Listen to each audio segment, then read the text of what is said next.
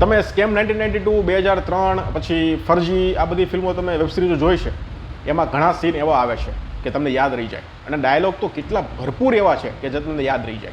અને આખી web series જોતા હોય તો એમાં અમુક મોમેન્ટ એવી જાય કે આપણને એમ થશે કે ઓ યાર હવે શું થશે, અને અમુક મોમેન્ટ એવી આમ આવી જાય કે આપણને એમ થાય કે ભાઈ વાહ ગજબનો સ્વેગ બતાવ્યો છે મુખ્ય કિરદારનો.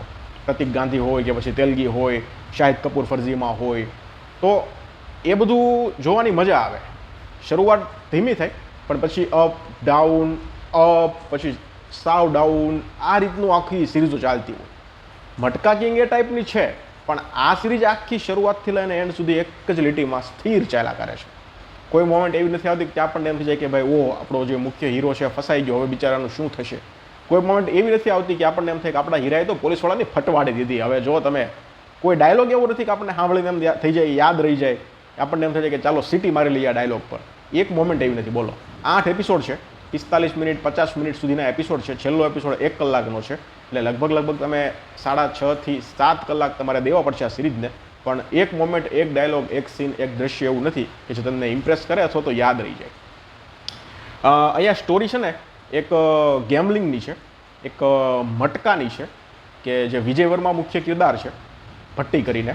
તો એના જીવનમાં ઘણું બધું બહુ શરૂઆતમાં ચાલતું હોય છે. આ એક ઘણી વાર આપણે જોયેલી વેબ સિરીઝોમાંની એક વેબ સિરીઝની સ્ટોરી એવું કહી શકાય કે એક મુખ્ય કિરદાર છે અને એના જીવનમાં બહુ મુસીબત છે, અને પછી એને આઈડિયા આવે છે કે આપણે આ વસ્તુ કરીએ તો પૈસાવાળા થઈ જઈશું. રાતોરાત પૈસાવાળો થઈ પણ જાય છે, પણ એ જે રસ્તો છે એ ઇલીગલ છે. હવે ઇલીગલ રસ્તો હોય એટલે પોલીસવાળા, પછી પત્રકારો, પછી નેતાઓ, આ બધાય ત્યાં જ મારવા પોતપોતાની આવી જાય છે, અને બધાને પછી પૈસા ખવડાવવા પડે છે. અને પછી એ જે ગેમલિંગથી આખું એમ્પાયર ઊભું કર્યું હોય એમાં અંદર એના ભાઈઓ, એના દોસ્તારો, એની વાઈફો, એના કોઈ મિત્રો, સગા સંબંધીઓ જે કોઈ છે એ પોલિટિક્સ રમે, દગો આપે. આ બધું આપણે બધી વેબ સિરીઝોમાં બહુ જોયું છે.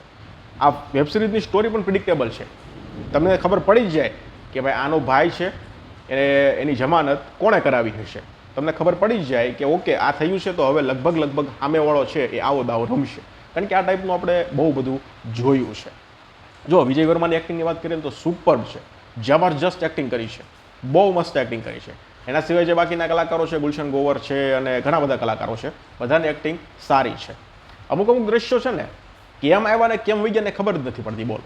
અને ઘણા એવા દ્રશ્યો છે કે જેનાથી આમ મોમેન્ટ ઊભી કરવા માટેની ટ્રાય કરી છે કે અહીંયા જોજો, અહીંયા આપણો હીરો છે એનો સ્વેગ તમે જોજો, એવું ટ્રાય કરી છે, પણ એવું કંઈ થતું નથી.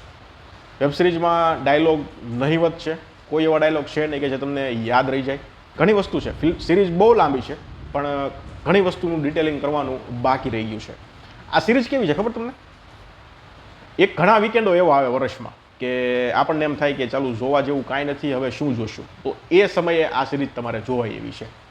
એટલે આને સેવ કરી રાખો, અત્યાર માટે સ્કીપ કરી દો, પણ એક વીકેન્ડ એવો આવશે કે જ્યાં તમારી પાસે જોવા માટે કાંઈ નહીં હોય, ત્યારે આને જોઈ આરામથી 6 કલાક 7 કલાક જોઈ નાખજો અને આપજો તમારા. બાકી અત્યારે આ તમારો ટાઈમ બગાડશે આવું મને લાગે છે.